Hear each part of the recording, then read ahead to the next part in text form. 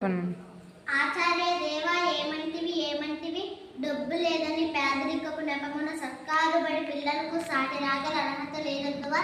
ఎంత మాట!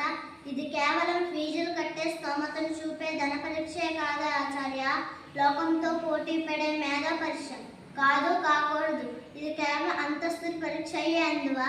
నీవు మెచ్చుకునే ఆ మేధావుల మూలాలేమిటి? మట్టి గోడల మధ్య మధ్యాహ్న భోజనం తిని చెట్టు నీడని చదువుకున్న అబ్దుల్ కలాం గారి మేధస్సు ఎట్టిది? వీధి దీపాల కింద చదివి రాజ్యాంగాన్ని రచించిన బాబాసాహెబ్ అంబేద్కర్ గారి ప్రతిభ ఎట్టిది? వారు చదివింది ఈ సర్కారు బడుల్లో కాదా? వారి ఏ అంతస్తు? ఇంత ఏళ్ళ నేడు దేశాన్ని నడిపిస్తున్న ఎందరో ఐఏఎస్లు, ఐపీఎస్లు, శాస్త్రవేత్తలు వనరులు లేని పల్లెటూరు బడుల నుండి కటిక పేదరికపు గర్భమున జనించలేదా? వారందరిది ఏ హోదా? నాతో చెప్పిస్తేవేమయ్యా?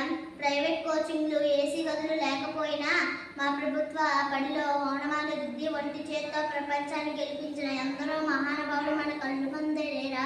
సదుపాయాల కంటే సంకల్పమే ప్రాధాన్యమని నిరూపించిన మా ప్రభుత్వ పాఠశాలలు ఏనాడో విజ్ఞానానికి చిరునామాలుగా మారాయి.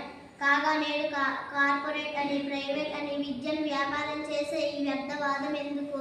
అర్హత నిర్ణయించాల్సింది అక్షరం, అకౌంట్లో ఉన్న బ్యాలెన్స్ కాదు.